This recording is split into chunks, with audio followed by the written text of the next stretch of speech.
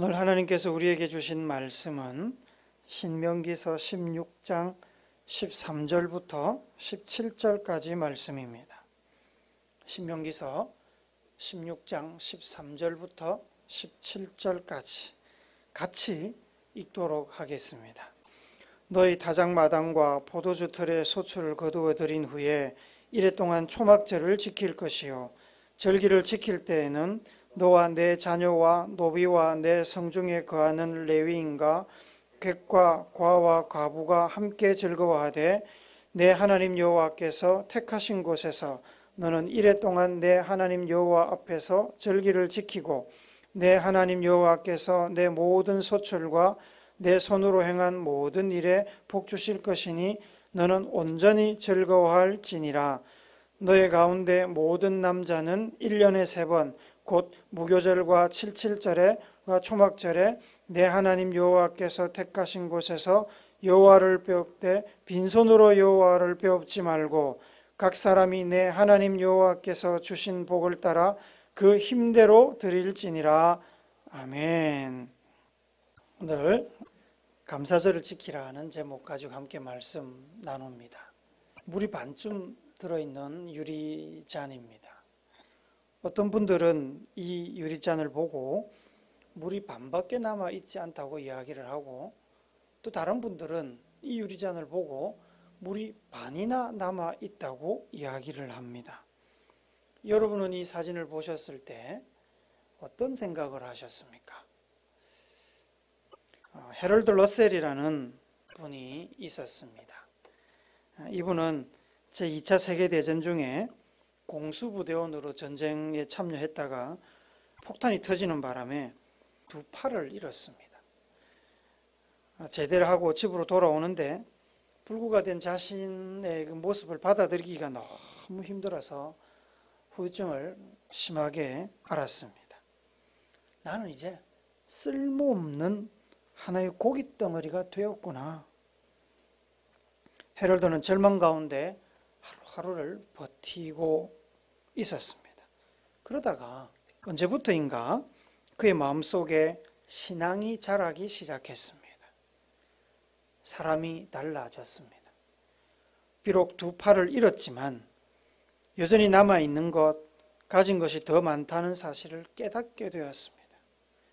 다시 살고자 하는 희망을 품게 된 그는 의사의 권유로 의수를 착용하였습니다. 그 의수로 타자를 치면서 글을 쓰게 된 겁니다. 그의 이야기가 알려지고 각본이 짜여지고 이제 영화가 나오게 됐는데, 그 나오게 된 영화가 여러분 지금 그림에서 보고 계시는 것과 같이 1946년에 개봉한 우리 생애 최고의 해라는 영화입니다. 해럴드는 이 영화에 직접 출연했고요. 이 영화는 아카데미상을 여러 개 받은 걸로 제가 기억을 하고 있습니다. 어느 날 기자가 찾아왔습니다. 장애 때문에 절망스럽지 않냐고 질문을 했습니다. 그때 그는 이렇게 대답을 했다고 합니다. 아닙니다. 나의 육체적인 장애가 도리어 큰 복이 되었습니다. 여러분도 잃어버린 것을 계산할 것이 아니라 남아있는 것을 생각하고 감사하면 이런 것에 10배를 보상받을 수 있습니다. 여러분, 행복하십니까? 행복하시면 좋겠습니다. 저도 제가 행복하기를 바라지만 여러분도 행복하면 좋겠습니다. 우리 아들, 딸도 행복하게 살았으면 좋겠습니다. 행복하게 살아야 살맛이 나죠. 한 번밖에 주어지지 않은 인생이지 않습니까? 하루하루 지나가는 이 순간이, 이 시간이 다시는 우리에게 돌아오지 않습니다. 사람들이 하는 말처럼 황금 같은 시간인데 행복하지 않게 살면 얼마나 억울합니까? 불행이죠. 그렇지만 모든 사람이 다 행복하기를 원하지만 다 행복해지지는 않습니다. 행복하길 바라고 열심히 살지만 원하는 대로 되지 않는 것이 또한 인생이기도 합니다. 전도서 6장 3절 말씀 쉬운 성경으로 우리 같이 한번 읽어봅시다. 같이 읽습니다. 시작. 사람이 자녀를 100명이나 낳고 장수한다고 하자 제 아무리 그가 오래 산다 하여도 그 마음이 행복을 찾지 못하고 죽어서 매장되지 못한다면 나는 차라리 낙태된 아기가 그 사람보다 낫다라고 말하겠다. 오래 살면서 행복하지 못하고 불행하면 차라리 태어나기 전에 죽은 아기의 신세가 더 나을 수도 있겠다, 더 낫겠다고 이야기할 수 있겠다라고 지혜자가 이야기합니다. 행복하지 않은 삶, 불행한 삶은 그만큼 헛되고 안타까운 겁니다. 수가마을 우물가에서 예수님을 만났던 여인, 행복하기 위해서 남자를 5번 결혼을 하고요, 남자와. 그리고 이혼을 하고 6번째 남자와 살고 있었습니다. 그녀가 행복했을까요? 남자를 6명이나 데리고 살았던 그녀가 과연 행복했을까요? 남자가 있으면 행복할 것이라고 생각했습니다. 갈수록 더 남자를 의지하게 되고 다른 사람들과의 관계가 멀어졌습니다. 스스로 왕따가 되어가지고 오직 옆에 있는 그 남자만 바라보며 살게 됐습니다. 그녀의 행복을 함께 사는 남자에게 의존하게 된 겁니다. 그러나 그 어떤 남자도 그녀를 행복하게 해주지 못했습니다. 마약에 의존하면 처음에는 행복합니다. 그러나 점점 마약에 빠져들고 어느 순간 도달하면 마약이 없으면 살 수 없는 상태가 됩니다. 마약에 종속되지요. 마약의 노예가 되면 여러분 절대로 행복해지지 않습니다. 남자가 마약 같은 존재라는 이야기를 하는 게 아닙니다. 의존적인 성향을 이야기를 하는 겁니다. 많은 사람들이 행복의 조건을 외부에서 찾습니다. 친절한 남편, 좋은 집, 멋진 외모, 훌륭한 직장, 많은 재산, 그런 외부의 조건이 좋으면 행복하리라고 생각하고 열심히 그것을 얻고자 노력합니다. 자신의 행복을 외부의 조건에 의존하는 겁니다. 행복해질까요? 잠시는 행복해질 수 있습니다. 그러나 시간이 지나면 외부 조건에 의존하는 행복은 새로운 조건을 요구합니다. 더 크고 화려하고 멋진 조건이 있어야 행복해질 수 있습니다. 점점 더 많이 더 강한 마약을 먹어야만 만족감을 느낄 수 있게 감각이 무뎌지는 마약 중독자들이 행복을 잃어버리는 것처럼 더 많은 외부 조건을 얻고자 하는 물욕에 종속된 행복 중독자는 결코 행복을 얻을 수 없습니다. 전도서 5장 10절은 이렇게 말씀합니다. 우리 같이 읽습니다. 시작. 은을 사랑하는 자는 은으로 만족하지 못하고 풍요를 사랑하는 자는 소득으로 만족하지 아니하나니 이것도 헛되도다. 심리학 중에 긍정심리학이라는 분야가 있습니다. 이 긍정심리학은 개인이나 사회를 행복하게 하는 인간 심리의 강점과 장점들을 연구를 합니다. 어떻게 하면 사람이 더 행복해질 수 있을까에 포커스를 맞춰놓고 사람들의 심리, 감정을 연구를 하는 겁니다. 이 긍정심리학의 권위자인 윌리엄 제임스가 이런 이야기를 했다고 합니다. 우리 세대의 가장 위대한 발견은 마음가짐을 바꾸면 삶을 바꿀 수 있다는 사실이다. 마음이 바뀌면 삶이 바뀐다는 것을 발견한 것이 이 시대의 최고의 발견이라는 겁니다. 물이 반쯤 담겨있는 유리잔을 보면서 물이 반밖에 남아있지 않다고 생각하는 사람은 좀 있으면 그 반도 사라질 것이라고 염려하고 걱정합니다. 물잔이 왜 이렇게 작지? 날씨가 왜 이렇게 더워서 물을 많이 먹게 만들지? 불평을 쏟아냅니다. 물잔도 날씨도 물을 많이 먹는 자기 자신도 불평의 대상이 되는 겁니다. 불평하면 행복하지 않습니다. 불평하고 걱정하는데 행복한 사람은 없습니다. 그러나 여러분, 물이 반이나 남았다고 생각하는 사람은 다릅니다. 걱정하지 않습니다. 아직 반이나 남았기 때문입니다. 그렇게 많이 마셨는데 아직도 반이 남았네. 물잔이 생각보다 크네. 이 더위에 그렇게 마시고도 아직도 반이나 남았으니 정말 다행이야. 생각보다 큰 물잔이 고맙고 더위 중에도 물을 적절히 먹고 잘 견디는 자기가 대견합니다. 깨끗한 물이 없어서 흙탕물을 먹으며 사는 아프리카 아이들을 생각하면 현재 주어진 환경이 그저 고맙고 감사할 따름입니다. 행복합니다. 고맙고 감사한데 행복하지 않은 사람이 있을까요? 마음가짐이 바뀌면 많은 것이 바뀔 수 있습니다. 마음가짐이 바뀐다고 현실이 순간적으로 바뀌는 것이 아닙니다. 없던 것이 갑자기 생기는 거 아닙니다. 통장에 돈이 없었는데 내가 마음을 바꿨다고 갑자기 돈이 들어온다는 소리가 아닙니다. 곧 무너질 것 같은 집이 갑자기 새 집이 되지도 않습니다. 작은 교회에 갑자기 막 성도들이 몰려오진 않습니다.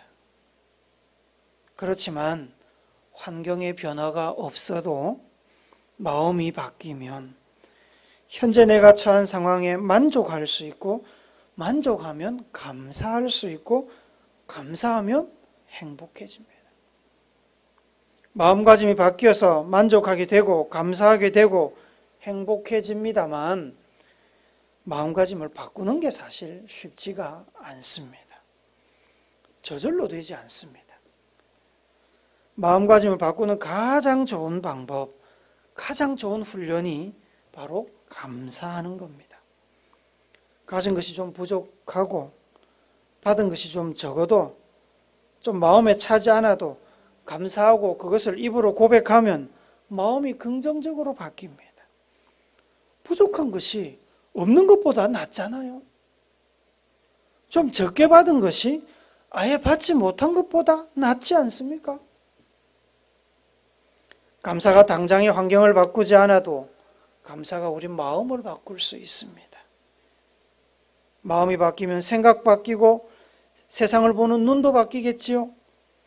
자신의 인생을 바라보는 관점이 바뀝니다. 불평하고 불만하고 근심하고 걱정하던 것이 감사하고 기뻐하게 됩니다. 인생이 행복해지고 즐거워지는 겁니다. 그렇게 내적으로 변하면 외적인 삶도 변하게 됩니다. 얼굴 표정이 달라지고요. 목소리가 바뀌고요. 사람들과의 관계가 바뀌고요. 그러다 보면 실패하던 인생이, 주눅들던 인생이, 외롭던 인생이 바뀌게 됩니다. 이 사실을 가장 잘 아는 분은 바로 우리 하나님이십니다. 하나님께서 친히 사람을 만드셨으니 사람이 어떻게 하면 행복해질 수 있는지를 하나님이 가장 잘 아시는 겁니다. 하나님께서는 성경을 통해서 사람이 행복해질 수 있는 방법을 이야기하고 계십니다. 고린도후서 3장 5절을 우리 같이 읽습니다. 시작. 우리가 무슨 일이든지 우리에게서 난 것 같이 스스로 만족할 것이 아니니 우리의 만족은 오직 하나님으로부터 나느니라. 만족해야 행복한데 사람은 스스로 만족하기가 사실 좀 어렵습니다. 사람을 만족시킬 수 있는 유일한 분은 사람을 만드셔서 사람을 가장 잘 아시는 하나님이십니다. 그래서 시편 기자도 하나님께 만족을 달라고 기도합니다. 시편 90편 14절 같이 읽읍시다. 시작. 아침에 주의 인자하심이 우리를 만족하게 하사 우리를 일생 동안 즐겁고 기쁘게 하소서. 아침이 잘 풀리면 하루 종일 잘 풀리지 않습니까? 그래서 이 시편 기자가 뭐라 그럽니까? 아침에 나를 좀 만족하게 해주세요. 그래서 일생 동안 내 삶이 기쁘게 해주세요. 시편 107편 9절에 보면 시편 기자는 하나님께서 자신을 만족하게 하셨음을 찬양하고 있습니다. 같이 읽습니다. 시작. 그가 사모하는 영혼에게 만족을 주시며 줄인 영혼에게 좋은 것으로 채워주심이로다. 사도 바울도 이 사실 잘 알고 있었습니다.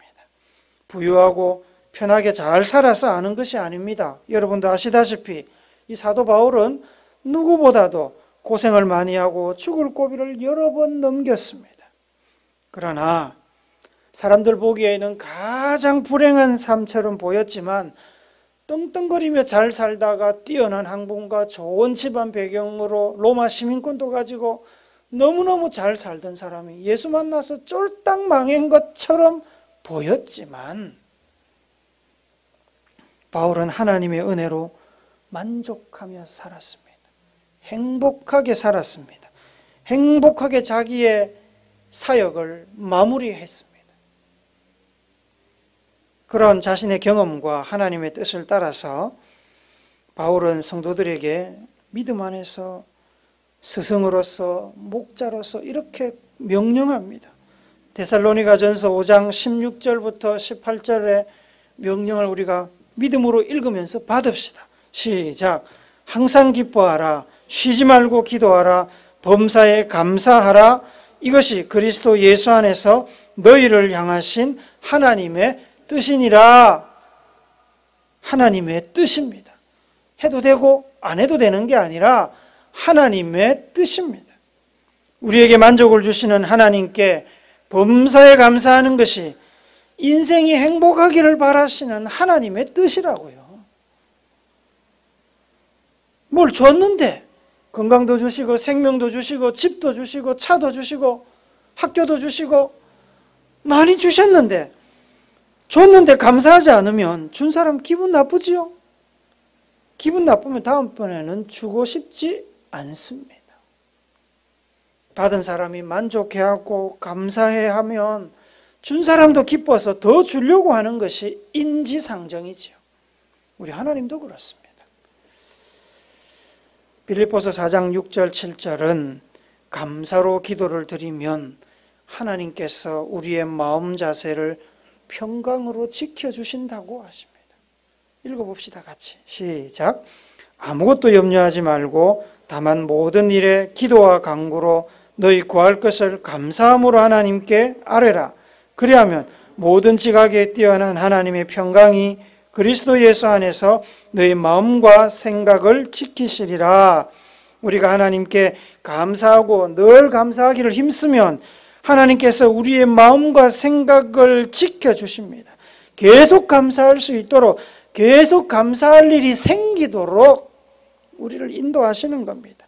계속 감사할 일이 생기면 행복해지겠지요?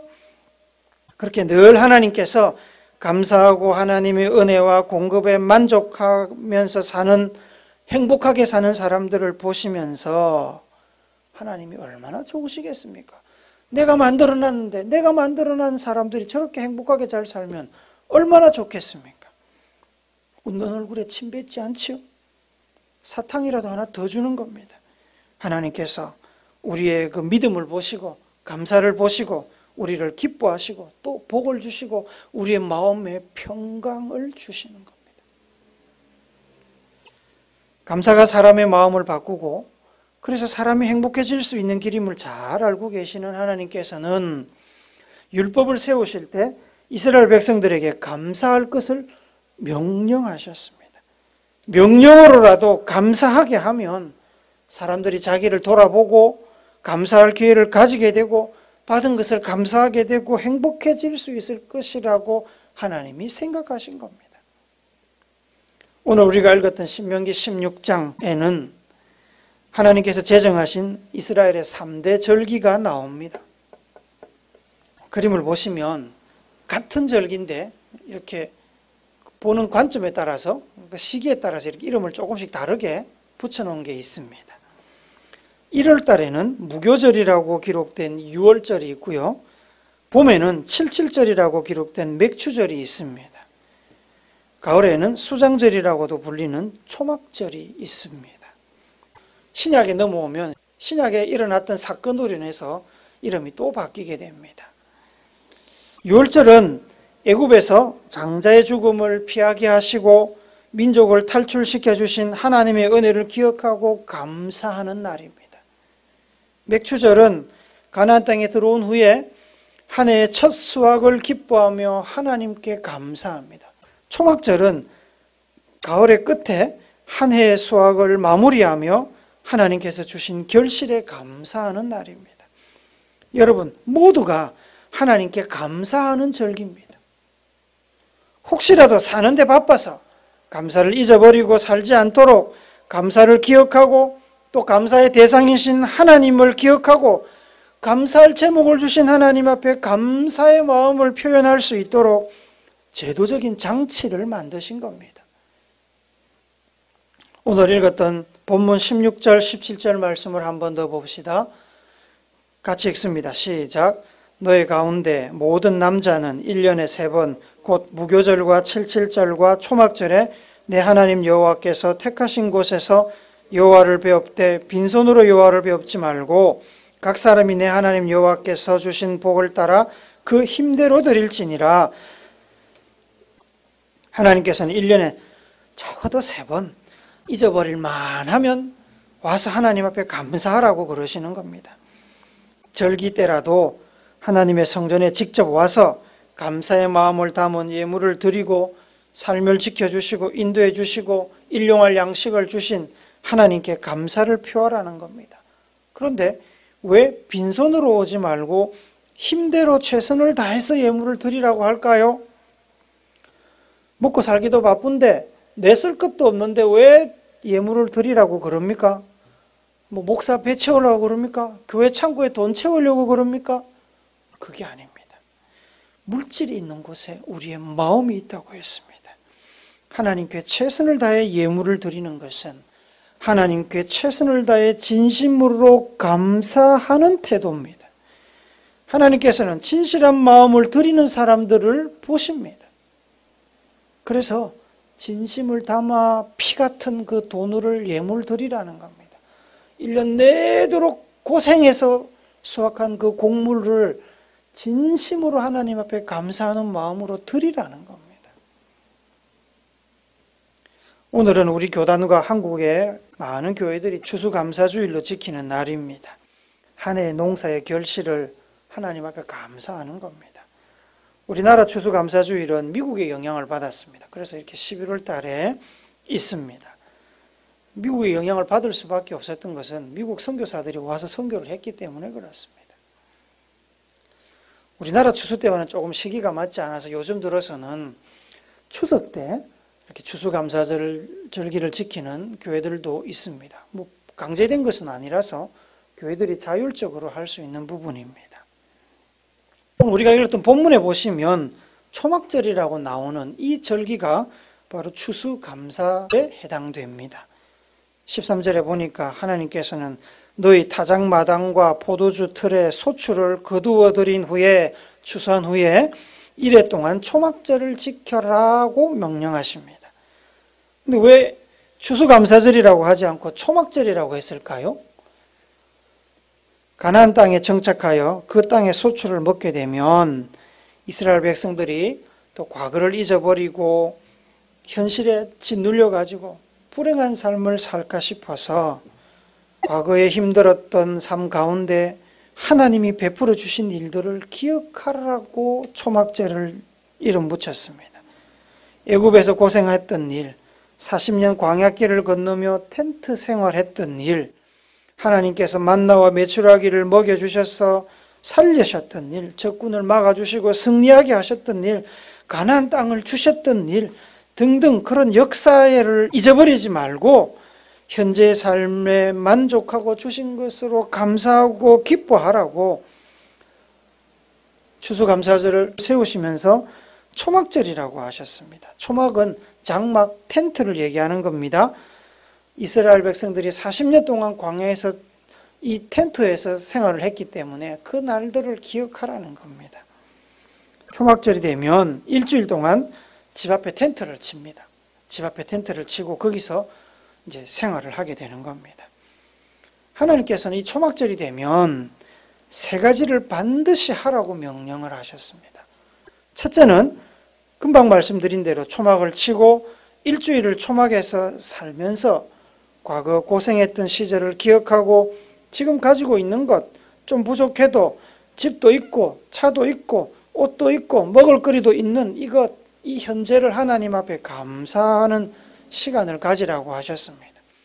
15절 상반절 말씀에 보시면 읽어봅시다. 시작.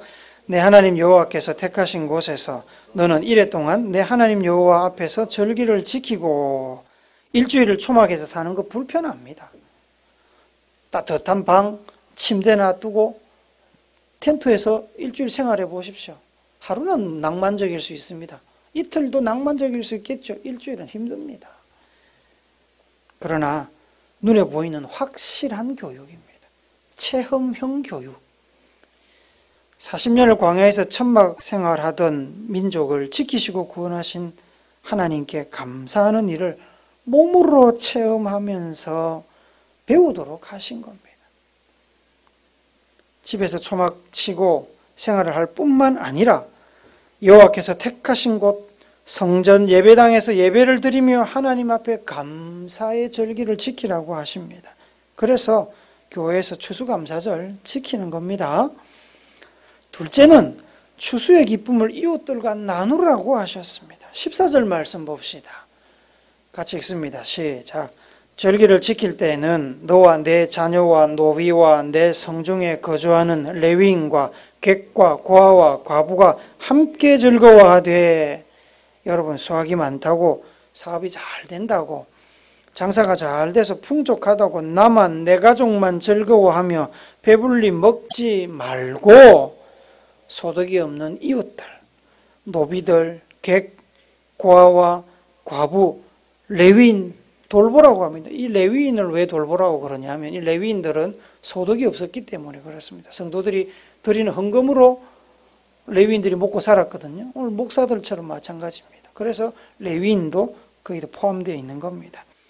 하나님께서 복을 주시는 이유는 혼자 잘 먹고 잘 살라고 주신 것이 아니라 이웃과 나누라고 주셨습니다. 그래서 우리는 감사절 헌금으로 이웃을 돕고자 합니다. 세 번째, 복을 주신 하나님을 온전히 기뻐하라고 하십니다. 15절 말씀 하반절에 한번 같이 봅시다. 내 하나님부터 시작. 내 하나님 여호와께서 내 모든 소출과 내 손으로 행한 모든 일에 복을 주실 것이니 너는 온전히 즐거워할지니라. 여러분, 우리가 아무리 소출이 많고 사업이 잘 돼가지고 통장에 돈이 쌓이고 창고에 곡식이 쌓였다 하더라도 하나님이 가져가시면 한순간입니다. 일주일 동안 초막에 살면 불편한데 걱정하고 불평하면 행복하지 않습니다. 그러나 하나님 말씀대로 순종하면 감사하고 나누고 초막절을 기억하여 지키면 하나님께서 복을 주십니다. 하나님께서 복을 주지 않으시면 비록 내 주머니 안에 들어있는 돈이라도 나는 써보지 못하고 죽는 겁니다. 남 좋은 일 시킬 수 있습니다. 건강이 악화될 수도 있고요. 화재로 곡물 창고가 홀라당 타버릴 수도 있지 않습니까? 우리의 소출과 재산에 하나님의 복이 필요합니다. 그 소출과 재산을 모으는데도 하나님의 복이 필요하지만 그 소출과 재산을 지키고 즐기는데도 하나님의 은혜가 필요합니다. 하나님의 복이 필요합니다. 그래서 복 주실 하나님께 순종하며 현재 하나님께서 나에게 주신 것을 감사하며 즐거워하라고 합니다. 걱정하지 말고 아이고 내년에는 또 어떻게 하지?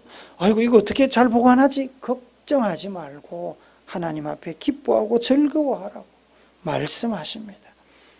내년에도 은혜와 복을 주실 하나님을 기대하면서 내년에도 농사와 사업이 잘 되게 하실 하나님을 기대하면서 미리 감사하고 추수감사절을 즐겁게 보내라고 하십니다. 사랑하는 우물교회 성도 여러분, 현재 삶에 만족하십니까? 행복하십니까? 우리가 진정으로 행복해지는 길은 우리가 마음을 바꾸는 길밖에 없습니다. 마음가짐을 바꾸고 우리에게 생명과 삶과 살아갈 힘과 환경과 가정과 교회를 주신 하나님께 감사할 때 하나님께서는 만족도 주시고 복도 주시고 우리를 행복하게 살게 하십니다. 예수님께서 우물가에 그 수가 여인을 행복하게 만드신 것처럼 말입니다. 그래서 하나님께서 율법으로 감사절기를 만드시고 감사하라고 하셨습니다. 추수감사절 때 한 번만 감사하라는 뜻은 아니겠지요. 평소에 늘 하나님 앞에 감사하며 살라고 하시는 겁니다. 감사할 일이 아닌데 억지로 감사하라는 게 아닙니다. 여러분, 감사할 일이 아닌데 억지로 감사하라는 게 아니라 물이 반 남은 유리잔을 보면서 생각을 바꾸면 반밖에 남지 않은 물이 반이나 남은 물이 되니까 감사하라는 겁니다. 행복은 거기서 시작하는 겁니다. 잃어버린 것, 내 손에 없는 것 생각하면 억울하지요. 억울하면 감사할 수 없습니다. 그러나 남아있는 것, 내가 가지고 있는 것, 앞으로 하나님이 나한테 주실 것 생각하면 감사할 수 있지 않습니까? 감사할 수 있으면 만족할 수 있고 행복할 수 있습니다. 우리를 사랑하셔서 예수님을 주시기까지 하신 하나님은 여러분과 제가 행복하기를 원하십니다. 감사절을 주신 하나님의 마음을 잘 알아서 늘 삶 속에 감사가 넘치는, 그래서 그 감사를 나도 즐기고 이웃과도 나누는 우물교회 성도들이 되시기를 예수님의 이름으로 축복합니다.